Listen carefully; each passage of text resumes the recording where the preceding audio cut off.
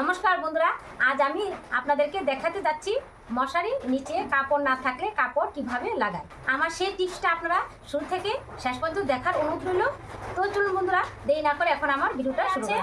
কিন্তু মশারিটার নিচে কাপড় নেই। তো এখন তো আপনারা বর্ষাকালে বলুন আর গ্রীষ্মকালে বলুন বা প্রচণ্ড গরমকালে বলুন, তো আমাদের ঘরে কিন্তু সকলেই ঘরে মশারি টাঙানোটা খুব প্রয়োজন। কেননা বিভিন্ন ধরনের পোকামাকড় আসে, বর্ষাকালেও প্রচণ্ড গরম মশা থাকে, তো মশারি ছাড়া ঘুমালে তো মশার উপদ্রব আর পোকামাকড়ের উপদ্রবে আমরা ঘুমাতে পারি না। তো এই পোকামাকড় আর মশার জন্য কিন্তু আমাদের বাচ্চাদেরও কিন্তু বিপদের সম্মুখীন হতে হয়। আপনারা দেখতে থাকুন এই মশারির নিচের কাপড়টা আমি কিভাবে লাগাই, সেই ভিডিওটা আপনারা দেখুন। তার জন্য সর্বপ্রথমে লাগবে আমার কাপড়। যে কাপড়গুলি আমরা পরি না বা ব্যবহারের যোগ্য নয়, অনেকদিন হয়েছে ব্যবহার করে নিয়েছি, তো এই কাপড় দিয়ে কিন্তু আপনারা মশারির নিচে কাপড় নিতে পারেন। এই কাপড়টা সুতির হোক আর সিপনও হোক, কেন এটা নিচে থাকবে, এটা কিন্তু আমাদের গায়ে লাগবে না, এটা তোষকের নিচেই থাকবে। আমি কিন্তু এই কাপড়টা ইউজ করি না, তার জন্য এই কাপড়টা দিয়ে নিয়ে করছি। আর আপনারা এটা কিন্তু ঘরে বসে নিয়ে করতে পারবেন, কোনো টেলারের দোকানে যেতে হবে না। যদি টেলারের দোকানে যান তাহলে কাপড় আর সেলাই কিন্তু দুটোটা কিন্তু এক্সট্রা খরচ আছে। কম খরচে কিভাবে মশারির নিচে কাপড়টা লাগানো যায় সেই ভিডিওটা এখন আমি আপনাদের কাছে শেয়ার করছি। মশারির নিচে কিন্তু আমাদের 10 সেন্টিমিটার কাপড় নিতে হয়।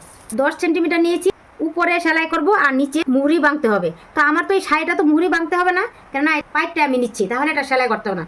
জাস্ট আমি নেবো এখানে 1 ইঞ্চি নেবো, কেননা ওই উপরে যে সেলাই করবো এই 1 ইঞ্চিটা আমি নিচ্ছি। নিচে কাপড়টা পড়বে, এই কাপড়টার পাশ আমি এখানে 10 ইঞ্চি নিচ্ছি আর সেলাইয়ের জন্য নিচ্ছি 1 ইঞ্চি, তাহলে টোটাল হলো আমার 11 ইঞ্চি। এই দেখুন এখানে কিন্তু আমার 11 ইঞ্চি নেওয়া হলো। তো বন্ধুরা, আমি তো মাপ নিয়ে নিয়েছি, এখন আমি কেটে তারপর আপনাদের কাছে আবার আমার কিন্তু কাটা কমপ্লিট হয়ে গেছে। পায়ের যে নিচে অংশটা ছিল সেই নিচে অংশটা নিয়েছি, আর এই অংশটা হলো আঁচলের অংশটাও পাইপটা নিয়েছি। শাড়ির আমরা যে নিচে যে পাইপটা থাকে এই পাইপটা আমি নিয়েছি, কেন এটা আমার কাজটা তাড়াতাড়ি হবে, এই মুহুরি এভাবে ভাঙতে হবে না। তো আমি এখন দেখুন আমি কিভাবে সেলাই করি। মশারিটা তো বেড়া আছে, এর জন্য আমি যে দুটো পায়ের আমি কেটেছিলাম, এখন এই দুটো আমি একসাথে সেলাই করে নিচ্ছি, তাহলে তাড়াতাড়ি হয়ে যাবে। ও বন্ধুরা, আপনারা কি আমার কথা শুনতে পাচ্ছেন? আমাদের এখানে কিন্তু প্রচন্ড বৃষ্টি হচ্ছে।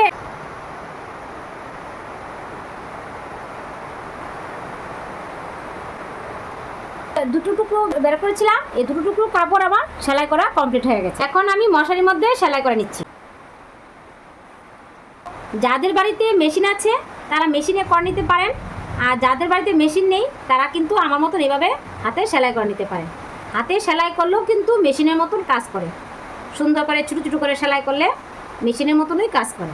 আর না হলে আপনারা ডাবল সিলি দিয়ে দেবেন, তাহলে দেখবেন সিলিটা দীর্ঘদিন থাকবে, কোনো কিছু হবে না।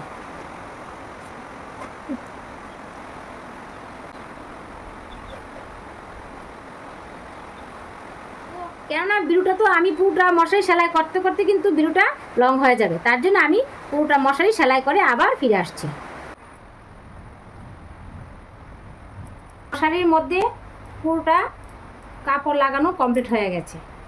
তো এখন পুরোটা কাপড় লাগবে না, আর এটুকু কাপড় বাদ দিয়ে দেব। তো বাদ দিয়ে দিচ্ছি যেন, তার জন্য কাপড়টা আমি মাপ করে নিয়ে কেটে নিচ্ছি।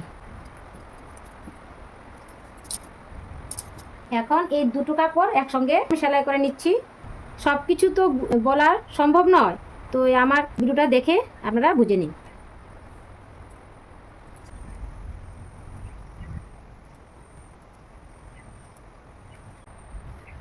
দেখুন আমি কি সুন্দর হাতে ছোট ছোট করে সেলাই করে নিচ্ছি, কেউ কিন্তু বুঝতেই পারবে না মশারির কাপড়টা হাতে সেলাই করানো।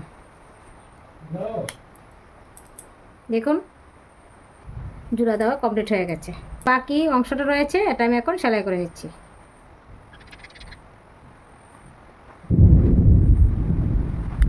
মশারির মধ্যে শাড়ি লাগানো কমপ্লিট হয়ে গেছে, আর আমি তো আপনাদেরকে বারবারই বলে দিচ্ছি এটা কিন্তু আর সেলাই করতে হবে না। ওই উপরের অংশটা আমার সেলাই করানো কমপ্লিট হয়ে গেছে। এখন আমি খাটের স্ট্যান্ডে মশারিটা ঝুলিয়েও আপনাদেরকে দেখিয়ে দিচ্ছি। আমি এখন মশারিটা খাটের স্ট্যান্ডে লাগিয়েও আপনাদেরকে দেখিয়ে দিচ্ছি আমার হয়েছে কিনা।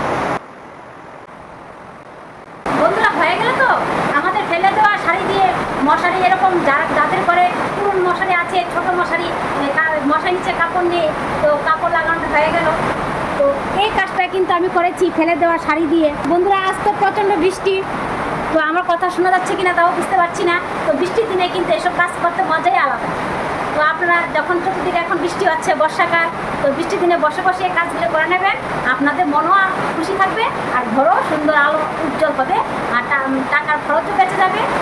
আর দেখুন, আর আমি এখানে কিন্তু কোনো মেশিন দিয়ে কাজটা করিনি, হাতে কাজটা করে নিয়েছি, তার জন্য এরকম ফুলে রয়েছে।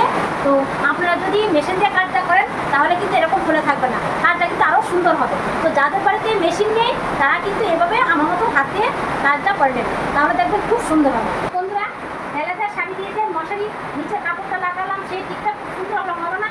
তাহলে কিন্তু আপনারা বাড়িতে যেরকম পুরানো শাড়ি থাকলে এরকম শাড়ি দিয়ে মশারি নিচে ঝোল বানাতে পারবেন বা মশারি নিচে লাগিয়ে নিতে পারবেন। কি সুন্দর হলো না আমার টিপটা? দুর্দান্ত হয়েছে তো?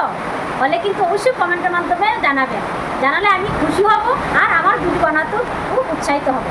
তো বন্ধুরা, আমি যে এরকম মশারির মধ্যে কাপড় লাগিয়েছি তার ভিডিওটা আপনাদের কাছে কেমন লাগলো তা কিন্তু অবশ্যই কমেন্টের মাধ্যমে জানাবেন।